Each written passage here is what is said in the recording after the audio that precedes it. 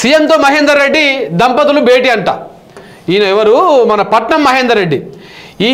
ఈ దొంగలంతా పోయేటోళ్ళు ఉంటే ముందే పోయి ఉంటే బాగుంటుండే. బేసిక్గా ఈ మహానుభావుడు బీఆర్ఎస్ పార్టీలో ఉన్నాడు, కానీ పైలట్ రోహిత్ రెడ్డిని ఓడగొట్టింది పట్నం మహేందర్ రెడ్డి.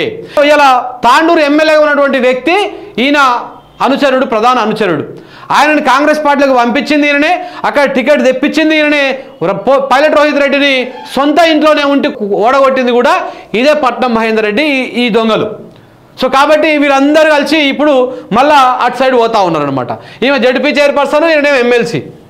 సో కాబట్టి ఈ విధంగా ఇదొకంతకు మంచిది, ఎందుకంటే చెత్త అంతా స్క్రాప్ అంతా పోతా ఉంది, పోనీయాలి. వీళ్ళు కూడా బీఆర్ఎస్ వాళ్ళు కూడా కొంచెం విఘ్నతను ఆలోచించి ఈ స్క్రాప్ వెళ్ళిపోయేదాన్ని ఎట్టి పరిస్థితులు ఎవరిని కూడా ఆపొద్దు. ఎందుకంటే స్క్రాప్ పోతేనే కొత్త వాళ్ళకి అవకాశం వస్తుంది, ఇంకొక యువకుడికి, ఇంకొక ఉద్యమకారుడికి, ఎవరో ఒకడైతే అణచివేయబడతా ఉన్నారో వాళ్ళకి అవకాశం వస్తుంది. సో అట్లాంటి వాళ్ళకు ఇవ్వాలి. ఇక ఆటో డ్రైవరు ఆత్మహత్య, ఇది ఇక కామన్ అయిపోయింది తెలంగాణ రాష్ట్రంలో. ఆటో డ్రైవర్ల ఆత్మహత్యలు, రైతుల ఆత్మహత్యలు ఇవన్నీ వెరీ కామన్ అయిపోయినాయి అనమాట.